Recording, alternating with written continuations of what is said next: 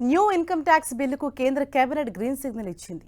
ఈ బిల్లు వచ్చే వారం పార్లమెంటు ముందుకు వచ్చే అవకాశం ఉంది. ప్రస్తుతం అమల్లో ఉన్న పాత ఆదాయపు పన్ను చట్టం స్థానంలో కొత్త ఇన్కమ్ ట్యాక్స్ బిల్లును అమలు చేసేందుకు కేంద్రం సిద్ధమైంది.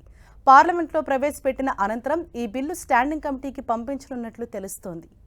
ఇటీవల బడ్జెట్ ప్రవేశపెడుతున్న సమయంలో కేంద్ర ఆర్థిక మంత్రి నిర్మలా సీతారామన్ ఐటీ చట్టాన్ని మరింత సులభతరం చేయనున్నట్లు ప్రకటించారు.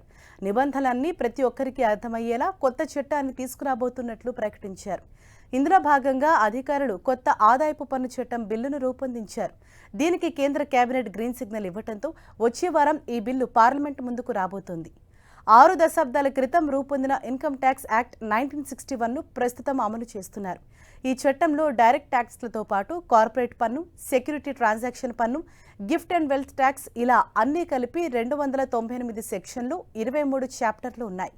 ఈ చట్టాన్ని సంక్షిప్తంగా, స్పష్టంగా, సులభంగా అర్థం చేసుకునేలా మార్చాలని భావించిన మోదీ సర్కార్ కొత్త చట్టాన్ని తీసుకురావాలని నిర్ణయించింది. దీనికోసం సిబిడిటిలో అంతర్గతంగా ఓ కమిటీ ఏర్పాటు చేసింది. అలాగే వివిధ అంశాలపై ప్రజాభిప్రాయాలు, సలహాలను ఆహ్వానించింది. మొత్తంగా ఆదాయపు పన్ను శాఖకు 6,500 సూచనలు అందగా వీటిని పరిగణలోకి తీసుకుని కొత్త బిల్లును రూపొందించినట్లు తెలుస్తోంది.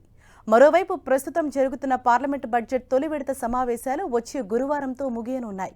వచ్చే నెల 10 నుంచి ఏప్రిల్ 4 వరకు రెండో విడత పార్లమెంటు బడ్జెట్ సమావేశాలు జరగనున్నాయి. దీంతో ఈ పార్లమెంటు సెషన్లోనే పార్లమెంటు ముందుకు మరిన్ని బిల్లులు తీసుకురావాలని కేంద్రం భావిస్తోంది.